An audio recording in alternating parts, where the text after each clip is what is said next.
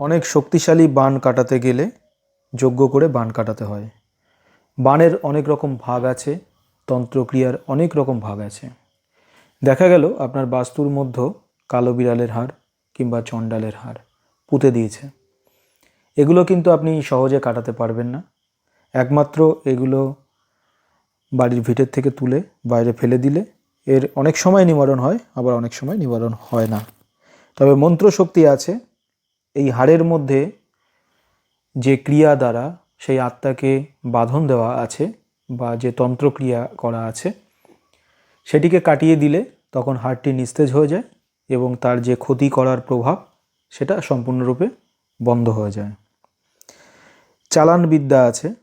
কোনো আত্মা আপনার বাড়ির ওপরে চালান করছে, তখন আপনি আত্মাকে সরানোর জন্য যতই চেষ্টা করুন সে সরবে না যতক্ষণ না চালান কাটানো হবে, এবং চালান কাটানোর পরে বন্ধন দিলে তবে সেটি আটকাবে। শ্মশানে কবরে তন্ত্রক্রিয়া করছে, ভয়ঙ্কর ভয়ঙ্কর বিদ্যা আছে যেগুলি অনেক সময় সহজ মন্ত্রে কাটে না, তখন যজ্ঞের প্রয়োগ দিয়ে সেগুলিকে কাটাতে হয়।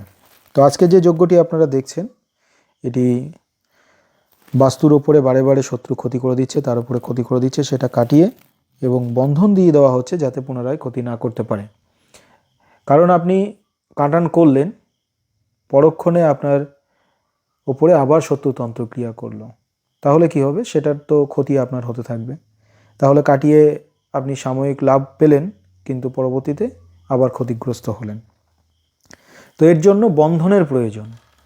এবার আপনি যদি বাস্তুতে বন্ধন দেন তাহলে কি সমস্ত বান আটকাবে? বাস্তুতে বন্ধন দিলে সমস্ত বান কখনোই আটকায় না, কারণ বাস্তুর ওপরে যে তন্ত্রক্রিয়া করছে, বাস্তুর ওপরে কিছু ফেলছে, সেগুলোর প্রভাব নিস্তেজ হয়ে যায় বা কার্যকারী হয় না যখন আপনার বাস্তুতে বন্ধন দেওয়া থাকবে। কিন্তু শত্রু যদি শরীরের ওপরে বান প্রয়োগ করে, তখন বাস্তুর বাইরে আপনি যাচ্ছেন, তারপরে কিন্তু বান আপনার লেগে যাচ্ছে।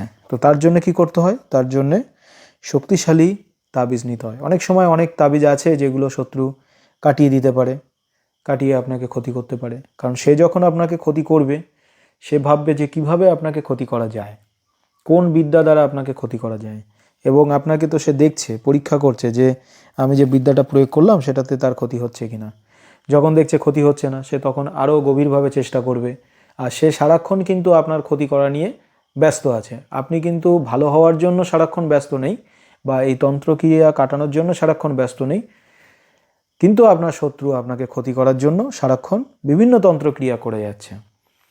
গাছগাছড়ার বিদ্যা প্রয়োগ থেকে বিভিন্ন বিদ্যার প্রয়োগ করে যাচ্ছে।